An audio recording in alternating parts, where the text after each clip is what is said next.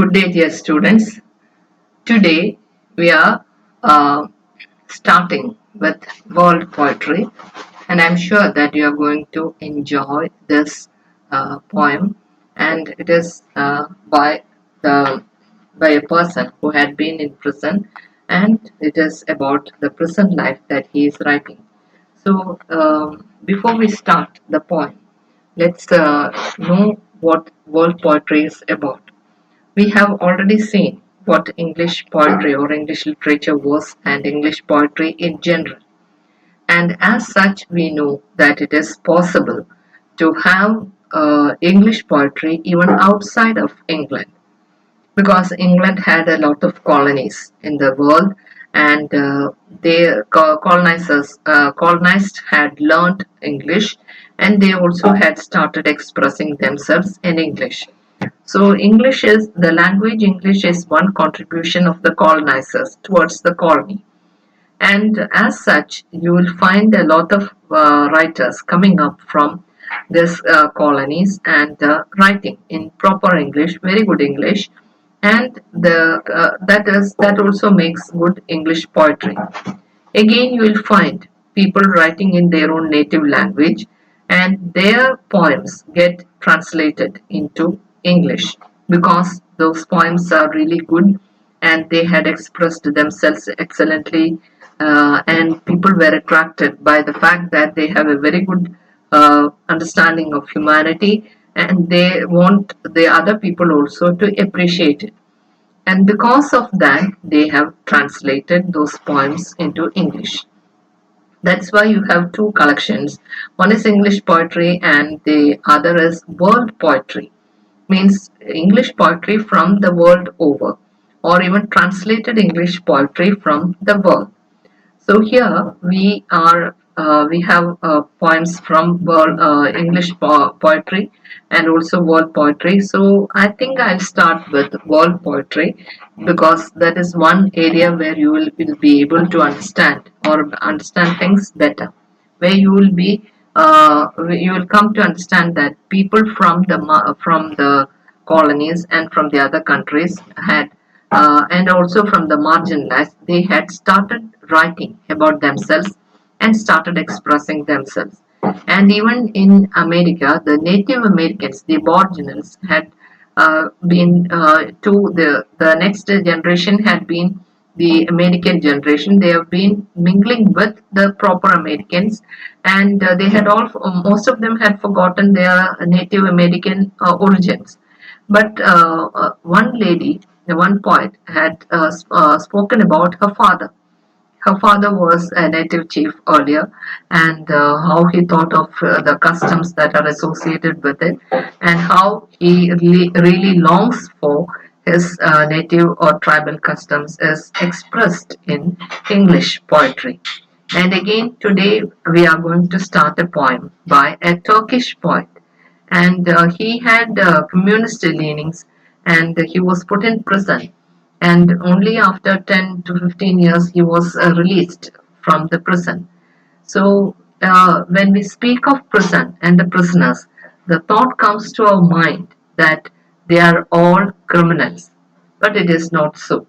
You will find political prisoners also in there. They had turned against the ruling regime, and because of that they were put in prison, and the authorities just do not inflict any brutalities on them but gives them solitary confinement, which means that they'll be alone or in a cell. They won't be able to see other people, talk to other people. They won't be allowed any visitors. And in that manner, they'll be able to break the spirit of this prisoner, which is much worse than the brutality of the prison life.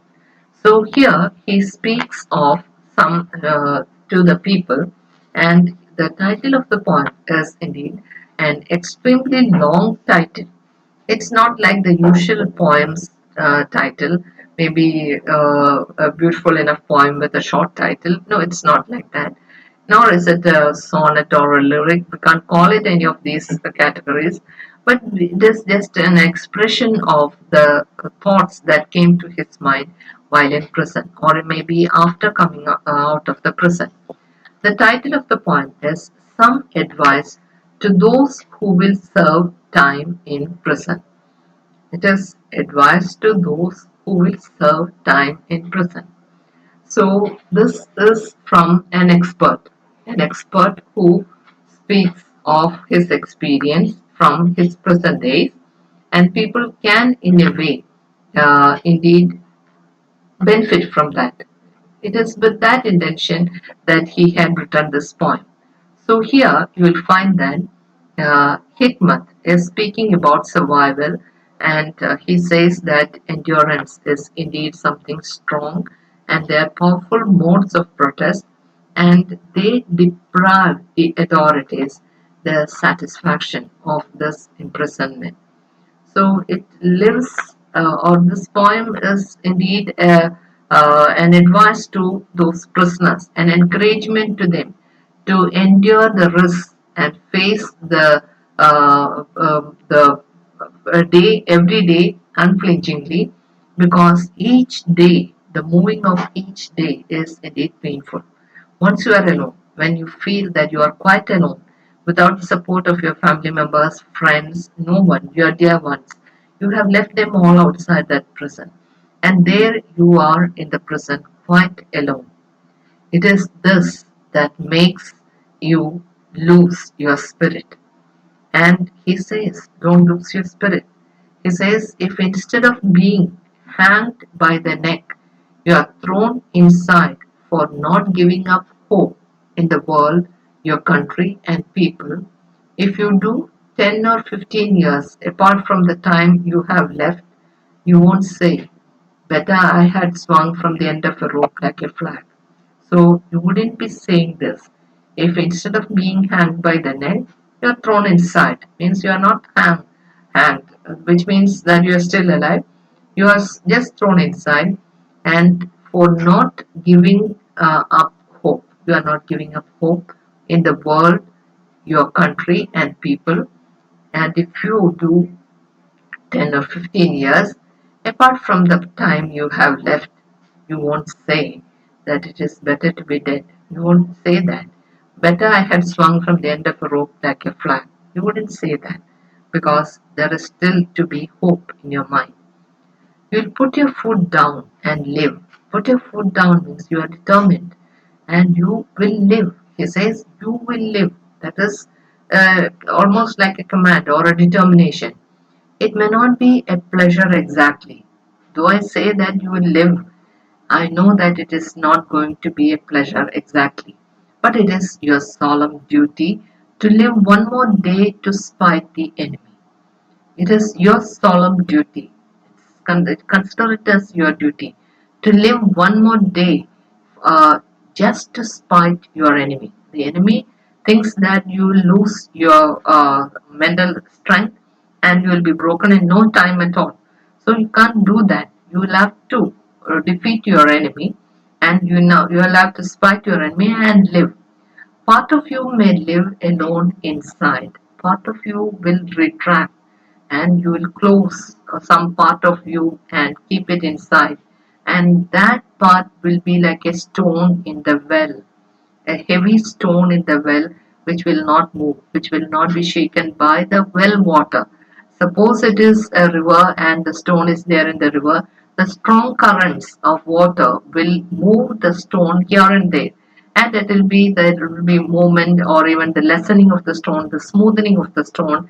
Changes will take place for the stone in a stream or a river, but not the stone in a well where it will lay heavy and it will always be heavy with a heavy heart you will be continuing with your life because part of your life you have shut down and had been like a stone and it is there in the well and from where no one can take it out unless there it comes with the people make an effort to take it away from there, but the other part must be so caught up in the flurry of the world that you shiver there inside when outside for 40 days distance a leaf moves. So there is the other part. But one part you have already buried or you have already put it in the well like a stone. It is not going to move from there. And the other part must be so caught up in the flurry of the world, in the world that is prison, and that you shiver there inside when outside. You shiver there inside when outside at 40 days distance, a leaf moves. At 40 days distance, a leaf moves. Maybe a 40 days distance can mean maybe a parole or even 40 days after there is a chance of a visitor. A leaf moves. A leaf moves for 40 days there is no change, and only after 40 days there is some change, that of a leaf moving. It can also be 40 days of Lent where people consider as meditating and thinking inward and thinking of more of oneself and preparing for the next thing that is to come. To wait for letters inside, to sing sad songs, or to lie awake all night staring at the ceiling is sweet but dangerous. So you wait for letters inside. With your heart, you hope that you will have letters to sing sad songs. You aspire to sing sad songs because you are away from your family, your dear ones. So naturally, heart is sad. So the only songs that will come out from your heart is not the happy songs, but only the sad songs. Or to lie awake all night staring at the ceiling, which is sweet but dangerous because once you lose your sleep, your mental strength will lower and there is a chance that you may break. You can't have that. Look at your shape from shape to shape. Look at your face from shape to shape. Every morning you get up and when you shave, you see your face in the mirror and you count the days.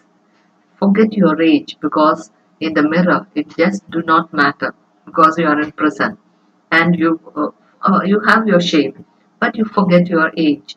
Watch out for lies. That is one thing that you will have to think of because you will have to keep your personal decorum, personal hygienity, and so you will have to watch out for lies and for spring nights, the extreme spring nights which you crave for, but at the same time, those spring nights may bring in sunshine which your eyes are not so accustomed to.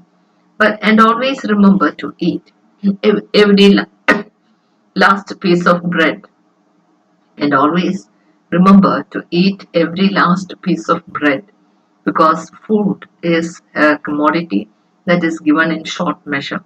You can't have too much of food and it is doled out to you. Even if you need to have more food, nobody is going to give you that. Enough food to survive. Maybe that is what prison is. And so you come to a stand where you have to do something. And that something is to keep each morsel of food and make it last longer. You can't lose time, you can't lose time and you can't just do not think of anything or like this like wasting your food. And also don't forget to love heartily, and who knows, the woman you love may stop loving you. And also don't forget to love heartily because the ability to love is something that is human and naturally you'll have to think of that. You'll have to laugh loudly and heartily. And who knows the woman you love may stop loving you. Don't say it is no big thing. It's like the snapping of a green branch to the man inside. The green branch will be resisting the snapping. It's not like the dry branch. It's not like as if the man is old, but it is as if he is still alive and snapping of the branch will invite a lot of sap oozing out, the lifeblood oozing out. It's like the snapping of a green branch to the man inside. To think of roses and gardens inside is bad.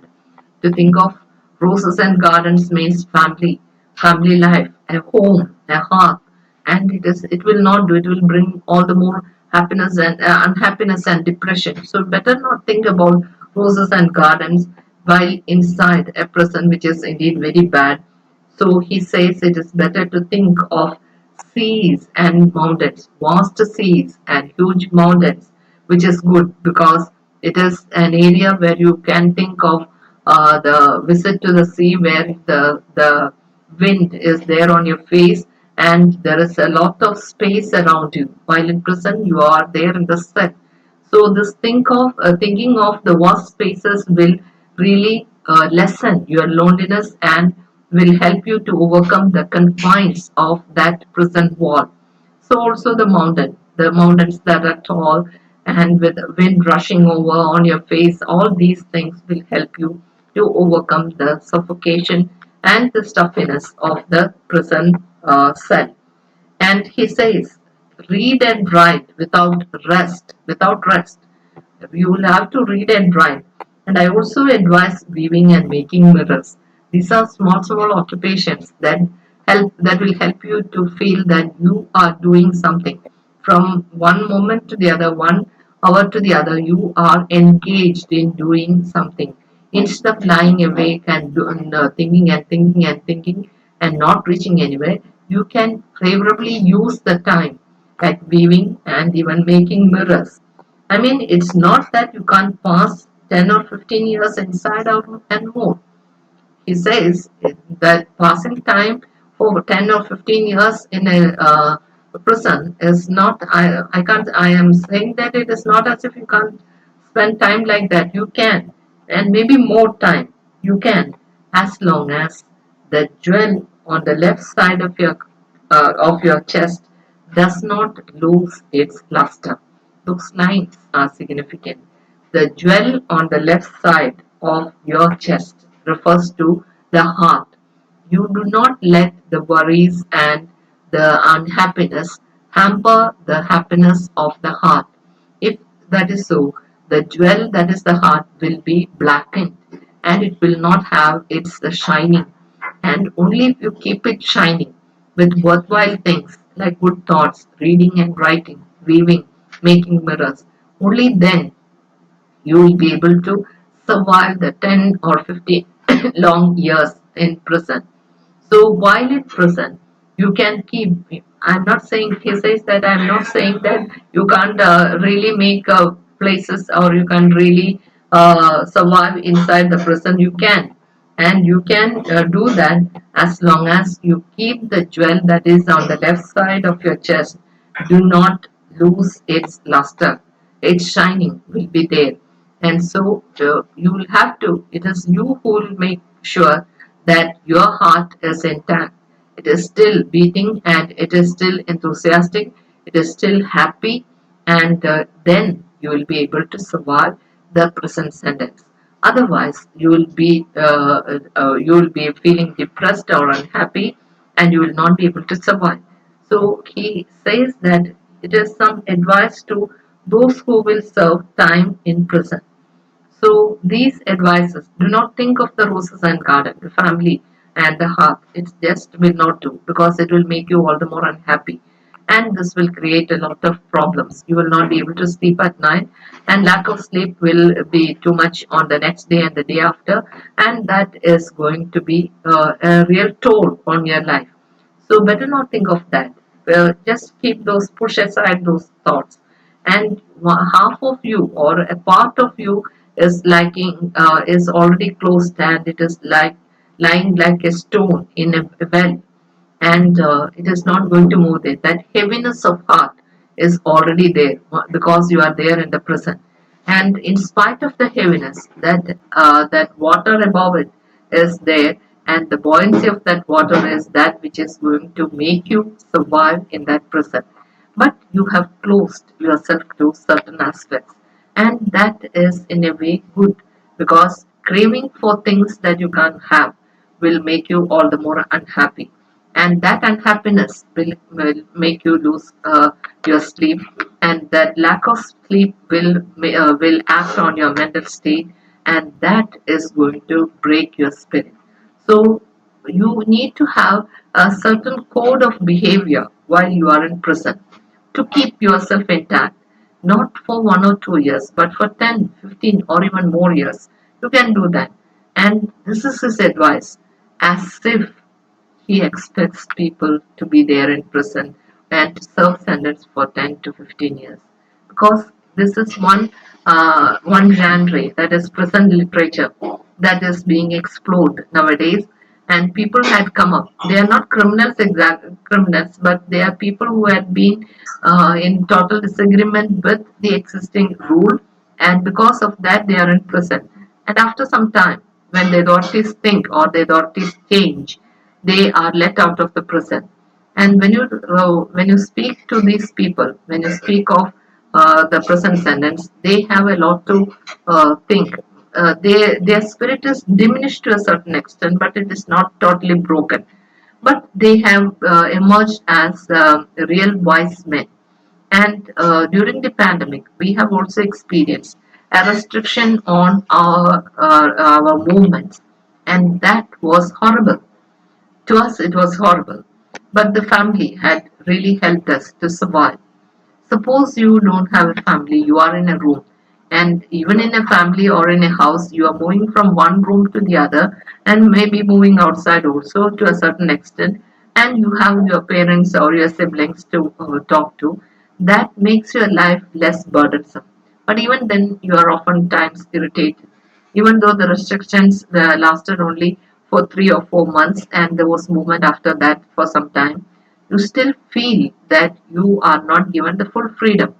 So you can imagine how it will be for a person to live alone in a cell for 15 years or 10 years and lead each day as if it is a new day.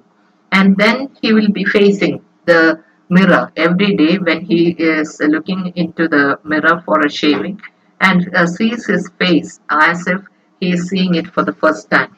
And each day the face uh, do not move or do not have any change for him, because this is the face that he had been seeing, and he had left his age. There is no calculation of the age, because one day is like any other day.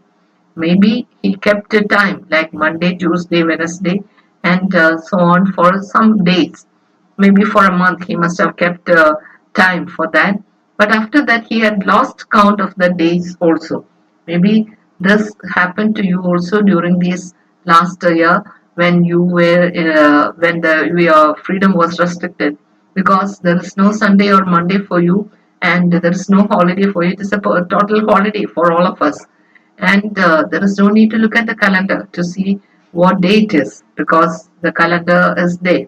And when the newspaper comes, naturally you look at the date and make sure that today is Monday or today is Tuesday or this is the day, and so on. You keep watch or keep tag of the time. But in prison, it is just not possible. So each day passes on. So instead of counting it as Monday, Tuesday, or the other day, Wednesday or Sunday, he just counts it as the next day, a new day. This is the only way to keep intact, keep your memory intact and your vigilance extract, and also keep yourself alive with the hope that one day you will be free from this prison.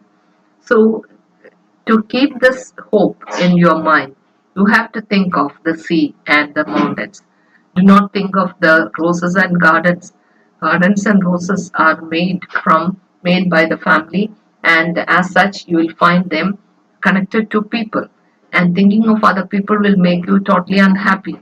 So don't think of that. Think of the sea, the vast sea, the seashore, the sound of the waves, that will help you to relieve the mental tension that is there in your mind.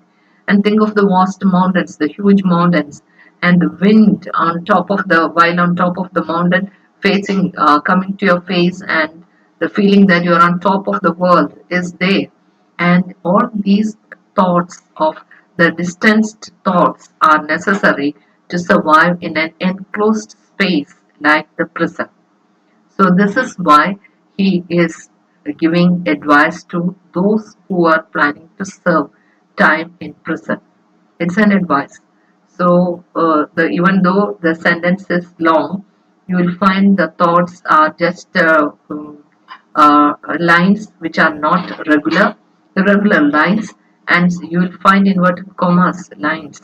which means the thought of death had entered the mind of the person at least once in a while, and it is never away from his mind. But even then, he survives because he really wants to spite his enemies. Make sure that he will leave the prison intact, both in mind and body. And to spite them, he will have to survive. And survive, well, he did. How did he survive through these things? And the thought of the woman that you love, and whether she will love you or whether she had passed on or continued with her life, is another thought that will bring back unhappiness. So do not think of that. Think of this day and the next day and the day after. Do not think of anything more futuristic than those days, and survive each day as it is. That's a better advice than anything else. So here, the poet Hikmat is indeed giving us an uh, advice, and the loss of the painful loss of the dear ones, the ignorance or even the turning away of the dear ones, or losing the dear ones, and the attachment to the other human beings, everything is lost to him. He ought to be a broken man, but he is not, because he had kept himself intact in mind and body, and that had really helped him survive the prison sentence. So here you find that the poet is composing this poem with a certain intention, and the style that he uses here is just like the thoughts that is in his mind, some long lines, some very short lines, but with no regular pattern, because there is no regularity for his thoughts while in prison. In prison, it is just not possible for you to have a regular stanzaic pattern and to have poems written according to the rules and regulations of poetry writing, a metric pattern. It's just not possible. Thoughts just rush along sometimes. Sometimes it's lags. And this is why you have run on lines in the poems, and you have also certain very short lines. He says here, but the other part must be so caught up in the flurry of the world that you shiver there inside. When outside, at 40 days distance, a leaf moves. The snatches of words and snatches of certain terms will give you an inkling as to how he must have felt, and how fatigued his mind and body must have been with the meagre fare of the prison. Still, he tried to keep himself intact, and the way he tried to keep himself intact is that which helped him to survive the prison. And coming out of the prison, he thought that it is better to sum up what he did through a poem, so that it will be an advice to someone who is planning to, or who will serve time in prison. So, in a way, prison literature had become really a fascinating topic, fascinating genre of literature, which is worth exploring, and you are getting a taste of it through this poem. And as a Turkish poet, he is being translated to other languages too, and he expresses himself well, and it is this fact which makes the poem a really beautiful one.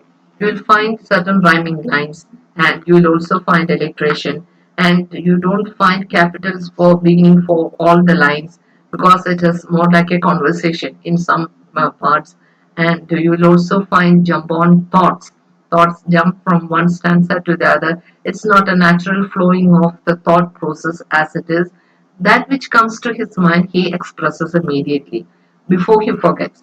And maybe it is that which makes him not being orderly, but at the same time, he had put in all that he had felt during his present time. So, dear students, it is better for you to read these lines all for yourself. Before that, you read the introduction that is given to you in the text itself, and go through the questions also, look them up. And when you come to the class, bring the text and also your questions based on these points, based on this point. Okay. Till then,